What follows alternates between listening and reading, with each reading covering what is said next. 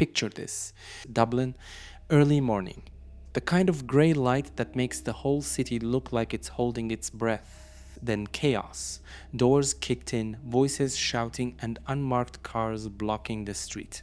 Inside one of those houses, a man who, for years, everyone whispered about but no one could touch.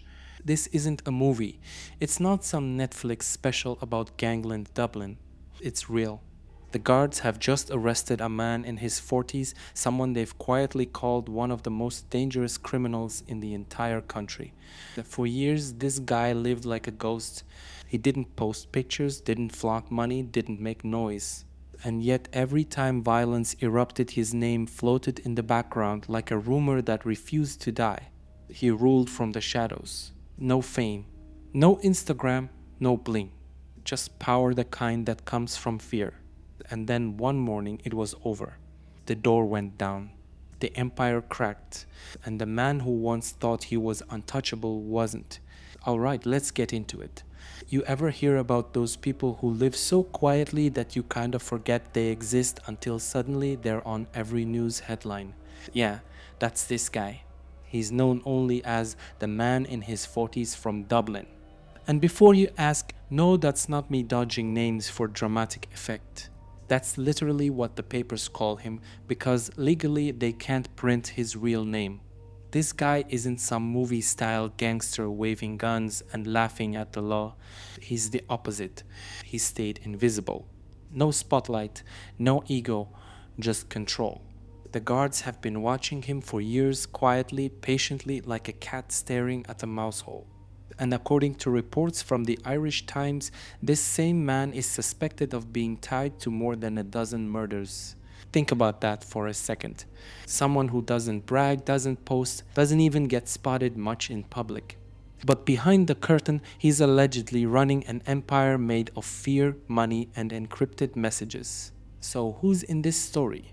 Let's meet the cast. First, our mysterious man in his 40s from Dublin, suspected of calling shots in some of Ireland's deadliest feuds. Then the guards, especially detectives from the National Bureau of Criminal Investigation, the ones who probably haven't had a proper night's sleep since this guy's name first hit their radar. And finally, the rivals and victims, people caught up in a violent web that stretches from Dublin to Drogheda and even Belfast. This isn't just another arrest. This is the kind of move that shakes the whole underworld. Because when a man like this falls, everyone else starts looking over their shoulder. So let's start with the question everyone's asking: who is this guy?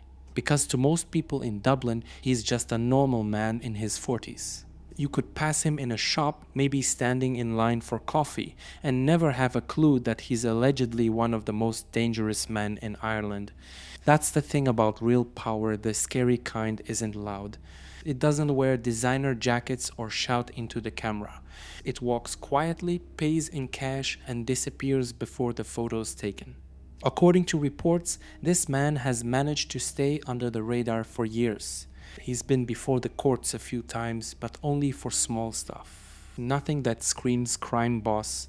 Just the kind of low-level charges that make you think, oh, that's it. But behind that harmless paper trail, the guards were connecting dots: murders, kidnappings, and drugs flowing through Ireland like a private business chain. Here's the wild part. He wasn't some public kingpin. He had no gang name, no flashy reputation, and no social media trail. Nothing. He built his entire world on being invisible. And it worked for a while. Investigators now believe he's linked to at least a dozen murders. 12 lives, 12 families destroyed. That's not just bad luck, that's a pattern. You know how some criminals love being famous? They crave it. They love seeing their names in headlines. Well, this guy did the exact opposite. He built a whole identity around not being seen. He became the ghost that the guards could never quite catch. Until now. Alright, so here's where things get dark and complicated. Because this man's resume, if you can even call it that, reads like a highlight reel of Ireland's worst organized crime headlines. We're talking murders, tiger kidnappings, cocaine importation on a scale that would make a Netflix writer say, okay, that's too much, tone it down. except this isn't fiction. This is real. The man in his 40s from Dublin has been linked, according to investigators, to several of the most brutal feuds the country has seen. Let's rewind. Back in the year 2012, Real Era leader Alan Ryan was shot dead in Dublin. 4 years later, his brother Vincent Ryan was murdered too. Now fast forward to the year 2020, a man named Robbie Lawler was shot dead in Belfast. The same Lawler who had been accused of ordering the killing of a 17-year-old named Keane Mulready Woods, a case that horrified the entire country. Detectives now believe our quiet mystery man may have had a hand in ordering Lawler's murder. That's right, one killing to pay back another, like some twisted chain of revenge stretching across the island. And it doesn't stop there. They also suspect he's been involved in large-scale drug trafficking, the type that moves hundreds of kilos across borders, and several tiger kidnappings where innocent people were snatched to pressure others into paying up. It's all part of a bigger picture, a network that looked smooth on the surface but ran on fear underneath. And here's the strange part. For years, the Gards had nothing solid. No witness brave enough to talk. No paper trail strong enough to hold up in court. Just whispers, rumors, and a long list of dead men. Then a twist, a digital one.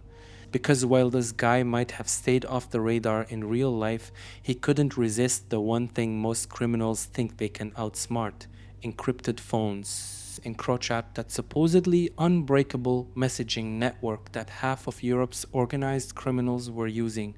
And in the year 2020, European police cracked it wide open. Millions of secret messages suddenly weren't so secret anymore. From those messages, guards say they found links between this man and high-level crime, including the murder of Robbie Lawler. It's like every invisible move he made suddenly became visible. Every whisper, every coded message, all laid out in black and white. And that's when investigators started to close in. The ghosts finally left fingerprints. So what changed? Why did this quiet empire suddenly collapse now after all these years? Well, timing is everything, and this time the timing was terrible for him. For starters, guards had been collecting information for years, piece by piece, operation by operation, but nothing concrete enough to bring serious charges, until they got their hands on something new. Encrypted communications. Those secret messages I mentioned earlier, the ones from Encrochat, are believed to show this man giving directions, organizing shipments, and even discussing violent acts.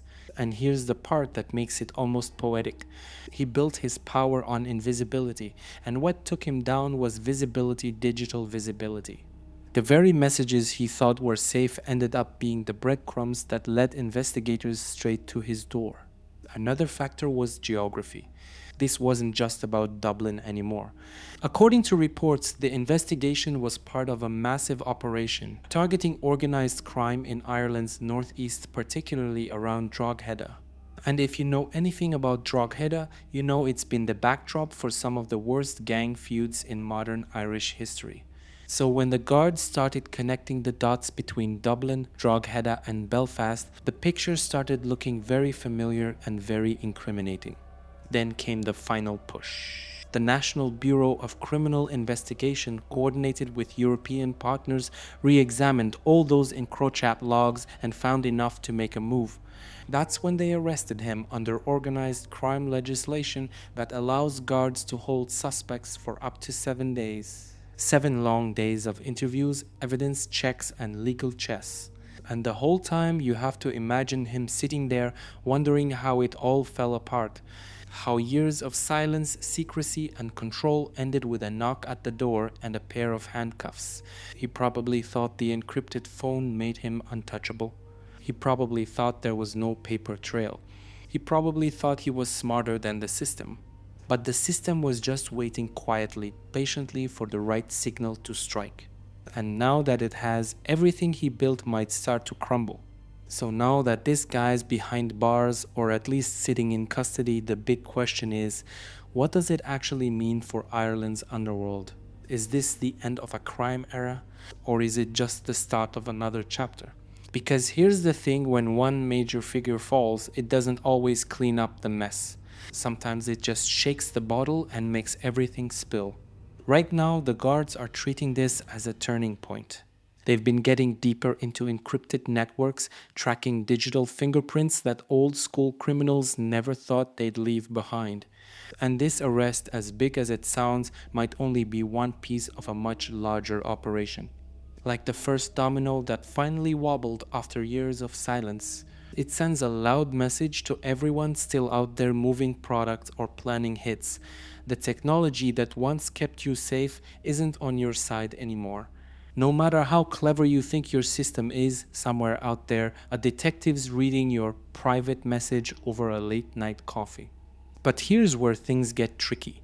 You can take one man out of the game, even a powerful one, but the game doesn't stop. It mutates. It adapts. Younger, hungrier players step in. People who grew up idolizing the chaos he built.